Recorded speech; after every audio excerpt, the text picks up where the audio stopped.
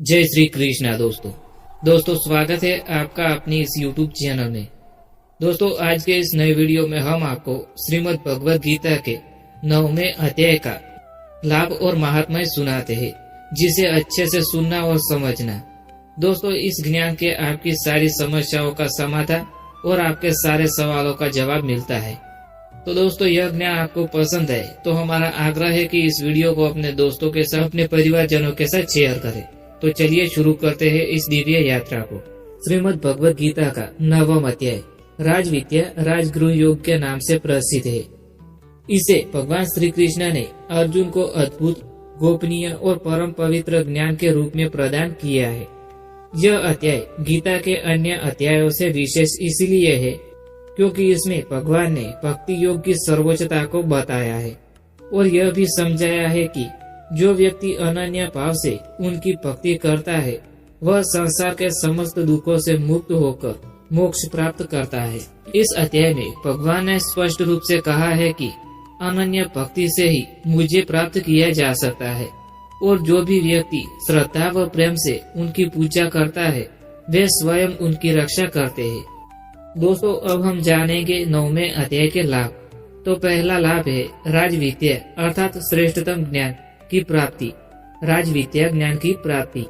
यह अध्याय हमें ब्रह्म ज्ञान प्रदान करता है जो समस्त ज्ञानों में श्रेष्ठतम और रहस्यमय है। इस ज्ञान से व्यक्ति स्वयं को आत्मा के रूप में जानकर परम सत्य को प्राप्त कर सकता है। दूसरा लाभ है भगवान की अनन्य भक्ति का महत्व। भगवान श्री कृष्ण ने इस अध्याय में स्पष्ट किया है कि जो भी व्यक्ति अनन्य भाव से उनकी भक्ति करता है उसे वे स्वयं अपने पास बुलाते हैं और उनकी रक्षा करते हैं।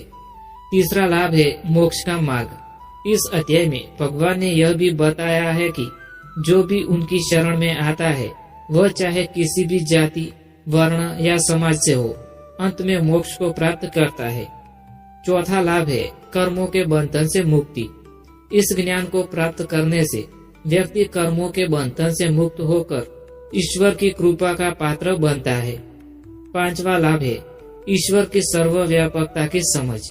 इस अध्याय में भगवान श्री कृष्ण ने बताया है कि वे ही इस संपूर्ण सृष्टि के रचयिता है, पालन करता और संहार करता है। यह ज्ञान हमें अहंकार से मुक्त होकर ईश्वर के प्रति समर्पित होने की प्रेरणा देता है। छठा लाभ है सतत स्मरण एवं नाम संकीर्तन का लाभ। भगवान ने कहा है कि जो व्यक्ति निरंतर उनका नाम स्मरण करता है और प्रेम पूर्वक उनकी पूजा करता है वे स्वयं उनकी रक्षा करते हैं और उसे कभी भी दुख नहीं होने देते। दोस्तों अब हम श्रीमद् भगवद गीता के 9वें अध्याय के महात्म्य को बताने वाली कथा सुनाते हैं। इस कथा को अच्छे से सुनना और समझना। एक भक्त की परीक्षा। बहुत समय पहले की बात है।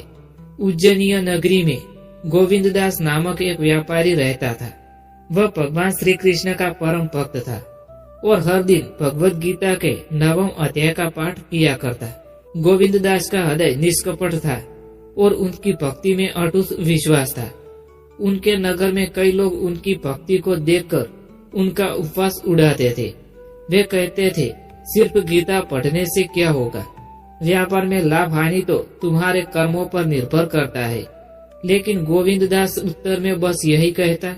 भगवान श्री कृष्ण स्वयं कहते हैं कि जो भी उनका अनन्य भक्त होता है उनकी रक्षा वे स्वयं करते हैं। उस समय उज्जयी पर वीर सिंह नामक राजा का शासन था। राजा बहुत न्यायप्रिय था, लेकिन उसे गोविंददास की भक्ति पर संदेह था। उसने सोचा अगर गोविंददास सच में इतना बड़ा भक्त है तो भगवान उसकी रक्षा अवश्य करेंगे। क्यों न इसकी परीक्षा ली जाए। राजा ने उनके सैनिकों को आदेश दिया कि वे गोविंददास को पकड़कर कारागार में डाल दे और 3 दिन तक बिना भोजन पानी के उसे कैद में रखे।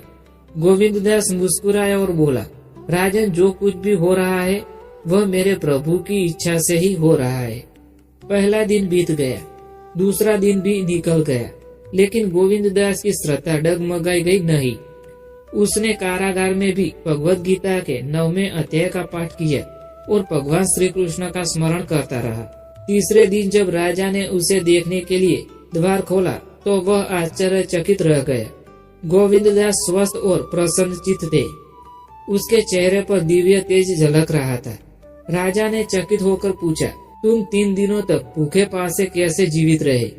गोविंददास मुस्कुराए और बोले, हे राजन, मेरे प्रभु ने स्वयं हर दिन मुझे भोजन दिया। वे एक छोटे बालक के रूप में आए और मेरे लिए दूध, फल और रोटी लाए। राजा को विश्वास नहीं हुआ।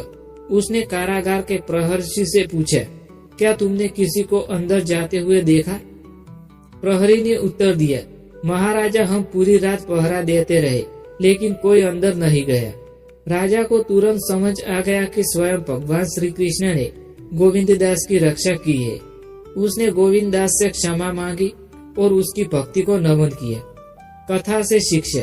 इस कथा से हमें यह सीखने को मिलता है कि अगर हम सच्चे मन से भगवान की भक्ति करें और उन पर अटूट विश्वास रखें, तो वे हमें हर संकट से बचा लेते हैं।